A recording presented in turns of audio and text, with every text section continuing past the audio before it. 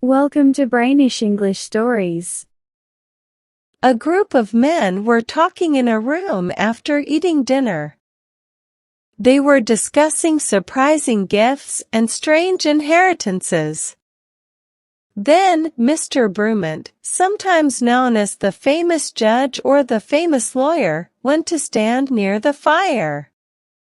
He said, "I need to find an heir who disappeared in very sad circumstances.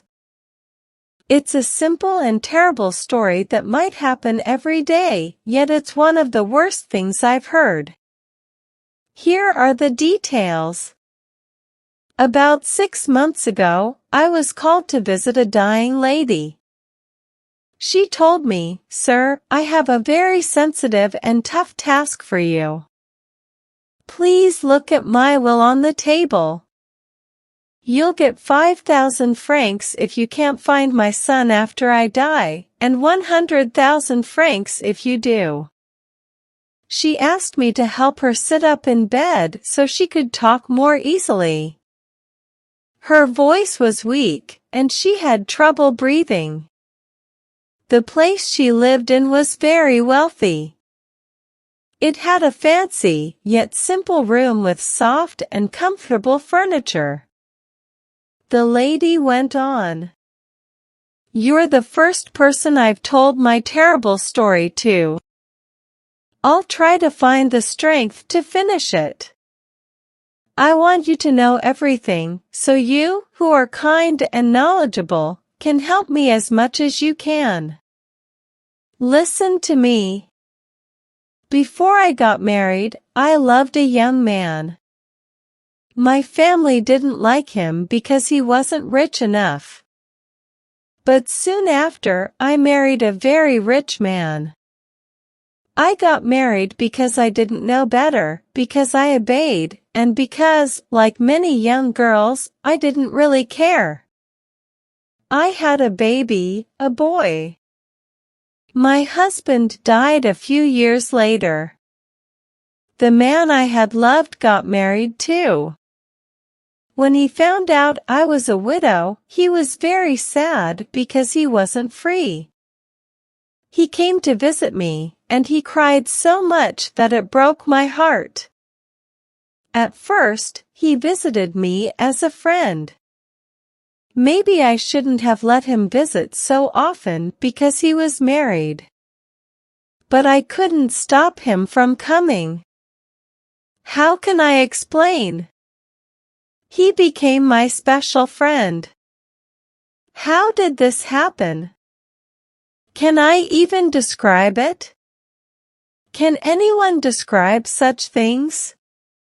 Do you think we can always resist? Can we keep saying no forever? Can we keep refusing the begging, the tears, the desperate words, the pleas on bended knees, the passionate feelings that the person we love sends our way?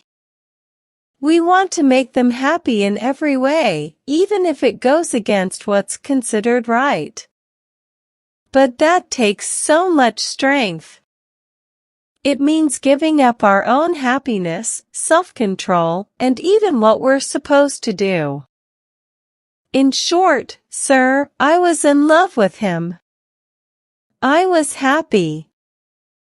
I also became friends with his wife. We raised my son together, and he became a fine young man. He was smart, wise, and had big, generous ideas. When he turned 17, he was very close to my friend. He liked him almost as much as I did. He called him his dear friend and respected him a lot. He learned good advice and how to be honest and honorable from him. He saw him as a loyal friend to his mother, like a father, guardian, or protector. One evening, the three of us were going to have dinner together, which was something we all looked forward to. I was waiting for both men to arrive, wondering who would come first. The door opened, and it was my old friend. I went to him with open arms, and we shared a kiss. Suddenly, we heard a small noise, like someone moving quietly. We felt that someone else was there with us. We turned around and saw my son, Gene. He looked pale and stared at us. There was a very awkward silence. I moved back and reached out my hand to my son, as if I were asking for his forgiveness, but he was gone. We stood there, my friend and I, unable to say anything. I sat down in a chair, feeling a strong desire to run away, disappear into the night, and never come back. I started crying with deep, painful sobs, my heart breaking, and my body shaking. I felt a terrible sense of shame, something that fills a mother's heart in moments like this. He looked at me with fear in his eyes, too scared to come near me, speak, or even touch me because he was worried my son might return. Finally, he said, "I need to follow him, talk to him, and explain everything. I must see him and make things right." And off he went. I waited, but it was a tough time. I was anxious and on edge, jumping at the smallest sounds, and each little noise from the crackling fireplace filled me with strange and unbearable feelings. I waited for an hour, then two, my heart filled with an unfamiliar dread. The pain was so intense that I wouldn't wish it on the worst criminal, not even for 10 minutes. Where was my son? What was he doing? Then, around midnight, a messenger brought me a note from my friend. I still remember what it said. "Has your son returned? I couldn't find him. I'm downstairs. I don't want to come up at this hour."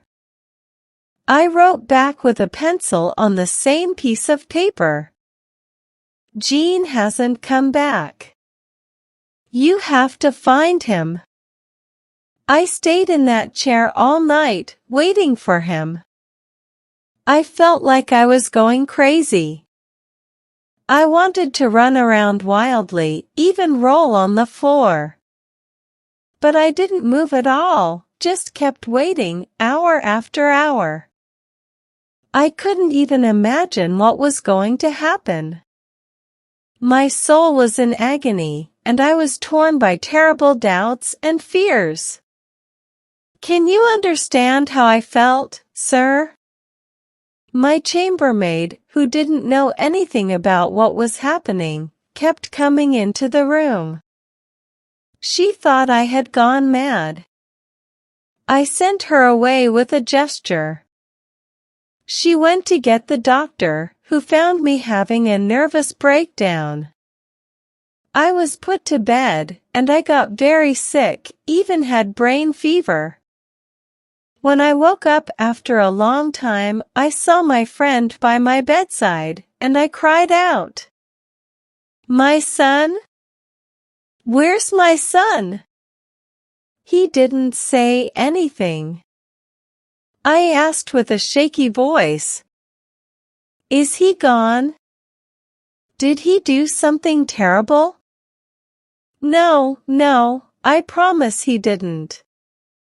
But we couldn't find him, no matter how hard we tried. Then, all of a sudden, I got really mad and frustrated. You know how women sometimes get angry for no reason. I told him, "Don't come near me or see me again until you find him. Just go away." And he did go away. I haven't seen either of them since then, sir. I've lived like this for 20 long years. Can you even imagine what this meant for me? Do you understand this terrible punishment, this never-ending pain in a mother's heart, this awful waiting? I say never-ending, but it's about to end because I'm dying. I'm going to die without ever seeing either of them again, not one or the other. The man I loved has written to me every day for 20 years. But I never let him see me, not even for a moment. I had a strange feeling that if he came back here, my son would show up at the same time. Oh, my son! My son! Is he alive or gone? Where is he? Maybe he's on the other side of the big ocean, in a place so far away that I don't even know its name. Does he ever think of me? Oh, if he only knew. Children can be so cruel. Did he realize the terrible suffering he put me through, the despair and the pain? I've endured it for so long, and now I'm about to die. Me, his mother, who loved him with all the love a mother can give. It's so cruel, so cruel. Tell him all this, sir, please. Share with him my last words. My child, my dear, dear child, be kinder to women in need. Life is already tough and unkind to them. My dear son, think about what your mother's life has been like since the day you left her. My dear child, forgive her, love her now that she's gone, for she had to endure the worst kind of suffering a woman can go through. She struggled to breathe, trembling, as if she was speaking to her son, and he was right there by her bedside. Then she said, "Tell him, too, sir, that I never saw the other." She stopped speaking again and, with a broken voice, said, "Please, leave me now. I want to die alone because they're not with me." Mr. Brumant added, "And I walked out of the house, gentlemen, crying like a silly person. I was crying so hard that even my driver looked at me. And to think that every day, stories like this are happening all around us. I haven't found the son, that son. Well, say what you want about him, but I call him a bad son.